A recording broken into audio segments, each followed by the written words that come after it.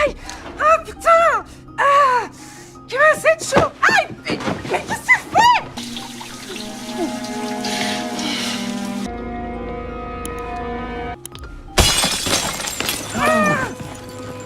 Hello friends, again welcome to Horrorland. और आज मैं आपके लिए एक स्पेनिश थ्रिलर मूवी को लेकर आया हूँ जिसकी स्टोरी थोड़ी डिफरेंट है। इस मूवी का नाम है द पैरामेडिक और ये 2020 में रिलीज हुई थी। तो आज की हमारी इस कहानी में हम एक आदमी की मेंटेलिटी को देखेंगे। तो चलिए मूवी को स्टार्ट करते हैं। Warning, welcome to Horrorland. अगर आप पहली बार इस चैनल पर आए हैं तो चैनल को सब्सक्राइब करके जरूर जाना। दोस्तों, मूवी की स्टार्टिंग में हम एक रोड के एक्सीडेंट को देखते हैं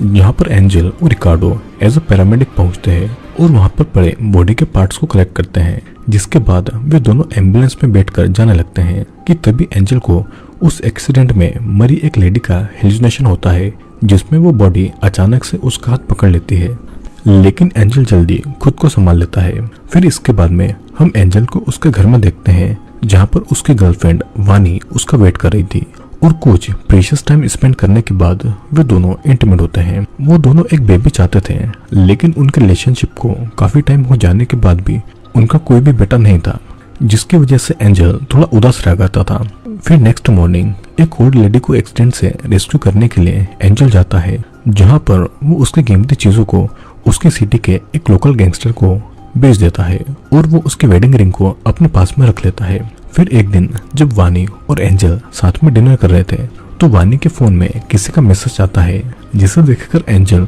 उसे रिप्लाई देने का बोलता है। लेकिन वानी उसको बताती है कि मैं रिप्लाई बाद में कर दूंगी और उसे सुनकर एंजल को उस पर थोड़ा शक होता है और इसके बाद में वो अपना मेडिकल चेक करवाने के लिए हॉस्पिटल जाता है और रिपोर्ट में उसे पता चलता है कि उसका स्पर्म काउंट बहुत ही ज्यादा लो है जिसके कारण वो कभी भी पिता नहीं बन सकता है। लेकिन वो ये बात वानी को नहीं बताता है। फिर रात के समय वो उसके साथ में इंटीमेट तो होना चाहता था लेकिन वानी को लाइब्रेरी में काम था जिस वजह से वो वहां के लिए निकल जाती है। नेक्स्ट सीन में हम लोग एंजल और रिकार्डो को देखते हैं जो कि एक एक्सीडेंट में एक पर्सन को रेस्क्यू करके उसे हॉस्पिटल ले जा रहे थे कि तभी वो पर्सन मूवमेंट करने लगता है जिसे एंजल संभालता है। लेकिन इसके कारण ड्राइवर का ध्यान भटक जाता है और उनकी एम्बुलेंस का एक बहुत बुरा एक्सीडेंट होता है जिसमें रिकार्डो तो बच जाता है और उसे कुछ भी नहीं होता है। लेकिन एंजल बहुत बुरी तरीके से इंजर्ड था जिस वजह से वो अब व्हीलचेयर पर आ गया था। उस एक्सीडेंट के बाद में हम एंजल की लाइफ को देखते हैं जो कि नॉर्मल लाइफ से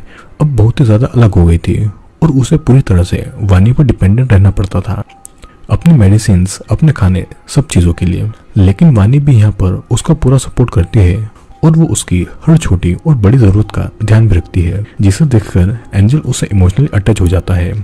फिर इसके बाद हम वानी को दोबारा से लाइब्रेरी जाता हुआ देखते हैं जहाँ पर एंजल उसे पूछता है कि तुम इतनी अच्छे से तैयार होकर किससे मिलने जाती हो, और ये सुनकर वो उसे इग्नोर कर देती है और वहां से चली जाती है। एंजल को ये बात बिल्कुल भी अच्छी नहीं लगती है और वो अगले दिन एक हैकिंग की ट्रिक को यूट्यूब से सीखता है जिसके बाद वो वानी के फोन में एक सॉफ्टवेयर को इंस्टॉल कर देता है जिससे कि वो वानी की कॉल रिकॉर्डिंग, चैट्स और कैमरा सब कुछ एक्सेस कर सकता है। अगले दिन हम एंजल को एक्सरसाइज करता हुआ देखते हैं जिससे कि वो अब धीरे धीरे रिकवर हो रहा था। और उसी दिन उसके घर पर रिकार्डो आता है जो कि एंजल से उस एक्सीडेंट के बारे में सॉरी बोलता है। लेकिन वो उससे काफी रूडली बात करता है क्योंकि उसे लगता था कि रिकार्डो के कारण आज उसकी कंडीशन है और उसे ऐसा बोलता देखकर वानी को अच्छा नहीं लगता है। लेकिन एंजल कहता है कि उसकी ही वजह से मैं आज व्हीलचेयर पर हूँ और वो आज बिल्कुल ठीक है। अब हम एंजल को देखते हैं जो कि वानी के फोन में उस सॉफ्टवेयर की सेटिंग को कर देता है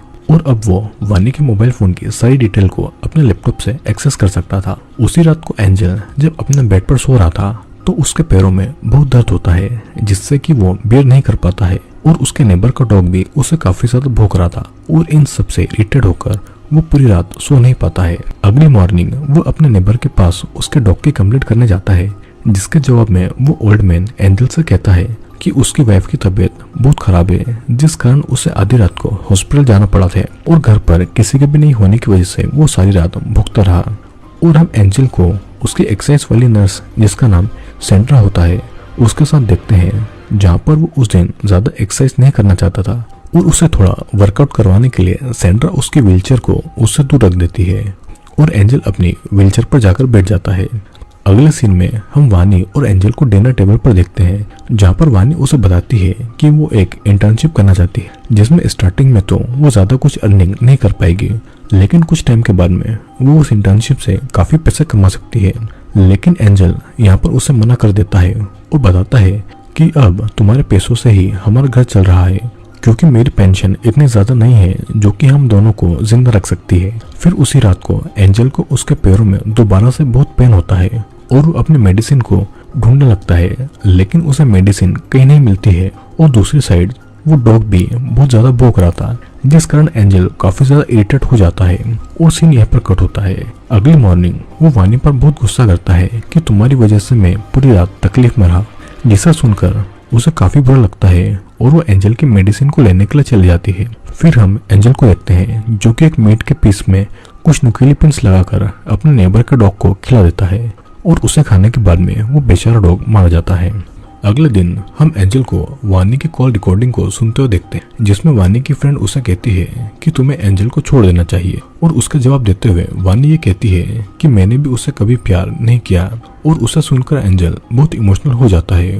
और वो उस रात को वानी के साथ एक क्वालिटी टाइम स्पेंड करने के लिए अपने घर को सजाता है और उसके लिए एक ड्रेस भी लेकर आता है। फिर वानी जब घर आती है तो एंजल को ये सब करता देखकर वो काफी ज्यादा खुश हो जाती है और एंजल के दिए हुए ड्रेस को भी पहनती है और वो दोनों अब इंटीमेट भी होते हैं। फिर रात में जब एंजल शॉवर ले रहा था तभी वानी के फोन पर किसी का कॉल आता है और उसका नोटिफिकेशन एंजल के लैपटॉप पर आ जाता है और उसे वानी देख लेती है और वो उस सॉफ्टवेयर के बारे में जान जाती है। उसे जानने के बाद में वानी को बिल्कुल भी अच्छा नहीं लगता है और वो अपने सारे कपड़े वहां से पैक करके वहां से हमेशा के लिए चली जाती है। और एंजल जब बाहर आता है तो वो वानी को दिया हुआ उसका ड्रेस देखता है और अपने लैपटॉप में वानी के कॉल का नोटिफिकेशन दिखकर वो समझ जाता है कि वानी ने ये सब जान लिया है और वो उसे छोड़कर हमेशा के लिए चली गई है। अब काफी समय गुजर जाता है और अब एंजल अकेले ही अपनी लाइफ को मैनेज कर रहा था, लेकिन वो एक्सरसाइज करना नहीं छोड़ता है क्योंकि उसे बिल्कुल भी अच्छा नहीं लगता था कि कोई उसे डिसेबल बोले।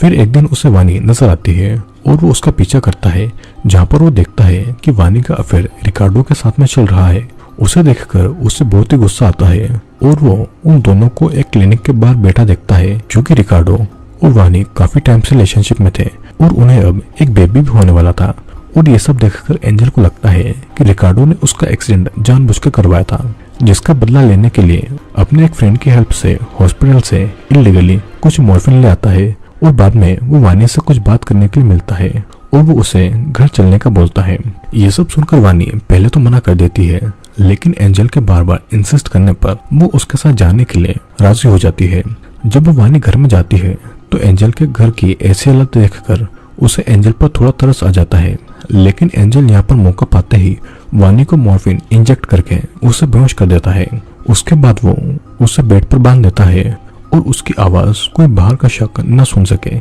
इसलिए वो लाउड म्यूजिक भी प्ले कर देता है। फिर अगली मॉर्निंग वो वानी के फोन से रिकार्डो को मैसेज करता है कि अब मैं तुम्हारे साथ में रिलेशनशिप में नहीं आना चाहती हूँ, और इतना टाइप करने के बाद में वो वानी के फोन को पानी में फेंक कर वहां से चला जाता है। अब हम वानी को होश में आते हुए देखते हैं, जहाँ पर वो उसे जाने के लिए बोलती है, लेकिन एंजल उसे कहता है कि मैं तुम्हारे और रिकार्डो के अफेयर के बारे में जानता हूँ। और फिर रात में हम एंजल के नेबर को उसके घर में देखते हैं, जहाँ पर वो उसे कहता है कि कल तुम्हारे घर से किसी लड़की के चिल्लाने की आवाज आ रही थी, और उसके जवाब में वो उसे बताता है कि कल मैंने एक प्रोस्टिट्यूट को अपने घर पर बुलाया था, और उसकी बात को वो ओल्ड मैन सच मान लेता है और वहां से चला जाता है। अगले दिन जब एंजल सैंड्रा के साथ में एक्सरसाइज कर रहा होता है तो काफी ज्यादा खुश था, और सैंड्रा उसकी खुशी की वजह पूछती है तो वो उसे बताता है कि मेरी गर्लफ्रेंड प्रेग्नेंट है। और उसके बाद हम नाइट का सीन देखते हैं, जहाँ पर रिकार्डो एंजल की बिल्डिंग के नीचे खड़ा हुआ था, और उसे देखकर एंजल उसके पास आता है और रिकार्डो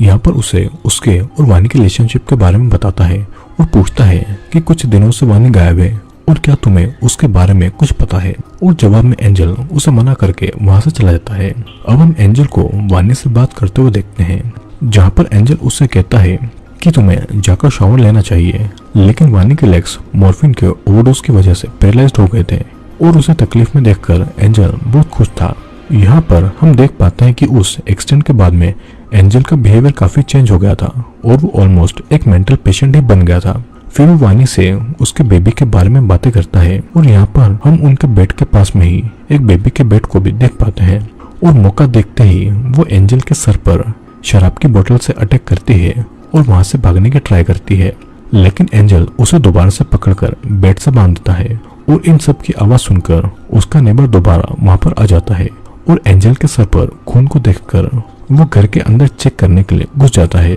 और पीछे से एंजल उसे चाकू से स्टैब करके मार डालता है और वो उसकी बॉडी को उसी लोकल गैंगस्टर को कुछ पैसे देकर बेच देता है। फिर एंजल वानी के पॉकेट से रिकार्डो के घर की चाबी लेता है और उसके घर जाता है, जहाँ पर वो बाथरूम में छुपकर रिकार्डो के आने का इंतजार करता है और जैसे ही वो अंदर आता है तो वो उसे भी मारकर बेहोश कर देता है और उसे अल्कोहल पिलाकर मार डालता है ताकि पुलिस को ये लगे कि रिकार्डो की डेथ अल्कोहल के ज्यादा कंजम्पशन की वजह से हुई है। फिर अगली मॉर्निंग जब पुलिस को रिकार्डो की डेड बॉडी मिलती है तो वो इन्वेस्टिगेट करने के लिए एंजल के पास आते हैं, जहाँ पर एंजल काफी चालाकी से पुलिस से झूठ बोल देता है और पुलिस को उसके घर में काफी सारी पेन किलर्स के साथ मॉर्फिन भी मिलती है और उसके जवाब में एंजल अपने पैरालिसिस का बहाना करते हुए पुलिस से झूठ बोल देता है और पुलिस उसे इनोसेंट समझकर जाने देती है। अब हम एंजल और वानी को डिनर टेबल पर देखते हैं, जहाँ पर एंजल उसे वही वेडिंग रिंग जो कि उसने एक ओल्ड लेडी के एक्सीडेंट के बाद में चुराई हुई थी और उसे शादी के लिए प्रपोज करता है।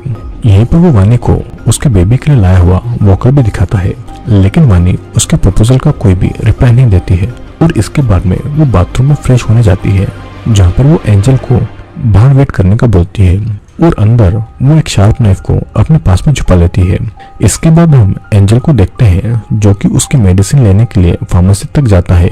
वो पीछे से मौका पाकर वानी उसी नाइफ से खुद को आजाद कर लेती है और अपने व्हीलचेयर तक चली जाती है, लेकिन वो वहां पर पहुंचने से पहले ही गिर गई थी और बिना किसी सपोर्ट के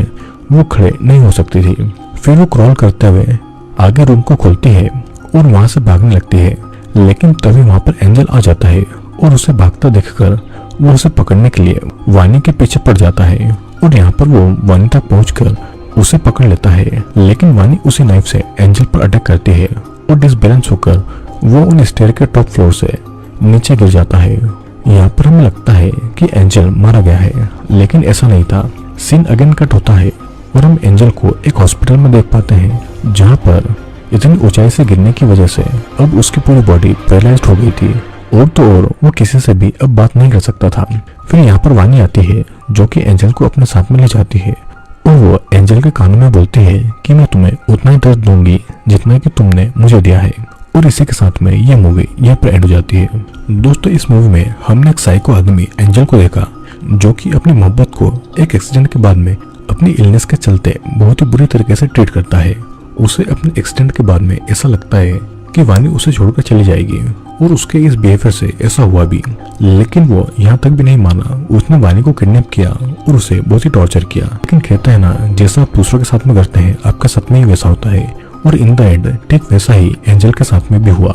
और तो और पहले तो एंजल सिर्फ व्हीलचेयर पर था, लेकिन अब उसकी पूरी बॉडी पैरालाइज्ड हो चुकी थी और अब वो बोल भी नहीं सकता था। तो दोस्तों, कैसा लगा आपको द पैरामेडिक मूवी का एक्सप्लेनेशन? वीडियो पसंद आया हो तो वीडियो को लाइक करना, और अगर आप चैनल पर नए आए हैं तो चैनल को सब्सक्राइब करके बेल नोटिफिकेशन ऑन करके जरूर जाइएगा, क्योंकि जल्दी आपके लिए और भी ज्यादा हॉरर और इंटरेस्टिंग वीडियोस आने वाले हैं। तो अब मैं आपसे मिलूंगा अगली वीडियो में।